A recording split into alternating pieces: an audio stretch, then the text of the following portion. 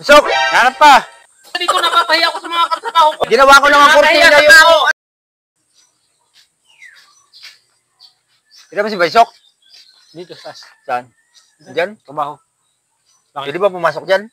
Oo, sabi ka sa akin. O, tara. Nakita ko eh. Kasama ko sa trabaho yun eh. Ha? Kasama ko sa trabaho. Bakit? Ano ba kailangan mo? May ano lang ako, may... Kailangan lang akong bigay kay Baysok. Ah, may utang ka? Oo, meron. Ah, tara. Babayad ako. Bayad ka. Buti na ano mo to. Nakita mo yung lugar. Oo, alam ko naman to. Ah, alam ko pala. Oo.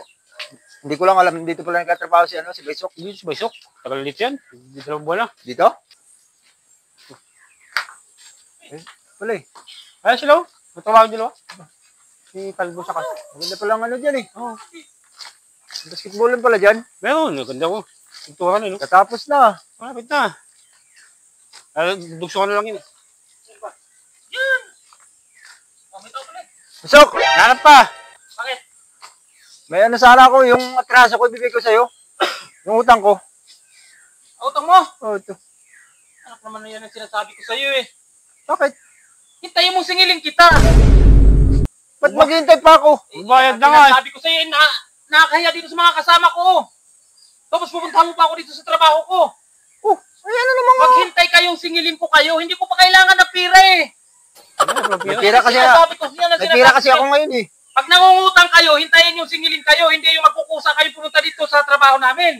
Ay, Papahiya ako sa mga kasama ko. Ay, paano pag siningil mo ko, wala man akong pera? Oh, Wala akong babayad sa iyo. Kaya sabihin yan sila, wala akong pira. Ano masasabi nito ang mga kasama ko? Punta mo pa ako dito sa trabaho ko para lang magbayad yan? Anong gagawin ko dito?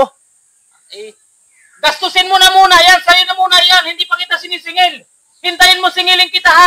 Hindi ko na nga mabus-ubos yung pera ko, kinakagastos Yan eh. ang sinasabi ko sa'yo. Wag kayong mangungutang kung hindi ko kayo sisingilin ha. Eh, kanino ko ibibigay ito? Hindi nyo Hindi ko kailangan.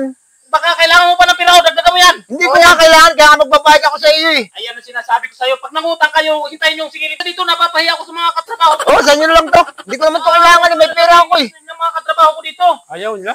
Ayaw nila. Sa susunod ha. Oy, sa susunod huwag kang mangungutang na